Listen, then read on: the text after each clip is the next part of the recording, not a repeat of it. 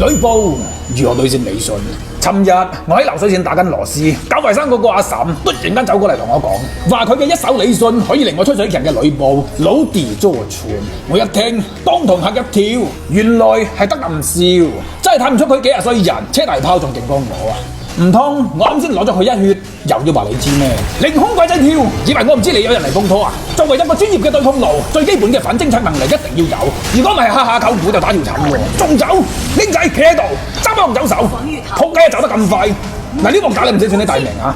所以如果你話阿李信可以抽贏阿呂布，我都仲可以接受。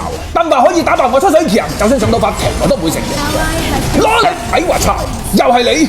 嗱，僆仔，你咁搞，多少大啲私人恩怨嚇？啱先只不過係仲取攞你一個人頭啫，你使唔使下下咬住我唔放啊？正所謂冤家宜解不宜結係嘛？Stop it！喂！我屌，你賓契大玩針對係嘛？簡直係欺人太甚！好，既然係咁，你哋兩個一齊上啦，拉翻嚟少少，打波技能。頭先你哋兩個打我一個打得咁爽係嘛？依家我就一個抽翻你哋兩個，凌空鬼仔跳，哎，掉毛，大力得滯跳個龍啦，揸把龍走手。嗱，我勸你冇逼我下，我癲你出賣嗰陣時係咩都做得出㗎。仆街一股天收，冇見過人頭係嘛？仲嚟？喂，早到啊！隊友咧有冇人啊？接力！哦。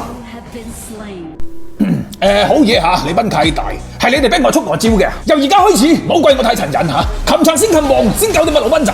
咪以為你哋成村人喺度就可以嚇到我，冇用嘅。想當年我喺東莞後街，俾10幾人圍住打親日親爺，都依然係實勾勾，係依然先縫3針，當日下晝出現。我細經理，加波好似聾咗啲嚇，但唔緊要，最賴。依家我冇大嘅，直頭衝上嚟嚇下佢。喂！邊個衝咗上去啊？喂，大佬啊，我扮嘢㗎咋？我屌！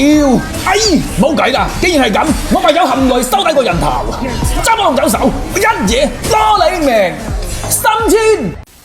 依家時間已經嚟到18分鐘，遊戲亦都到咗關鍵嘅一步。喺呢個 moment，我隱約咁 feel 到一場驚天地泣鬼神嘅大戰要爆啦！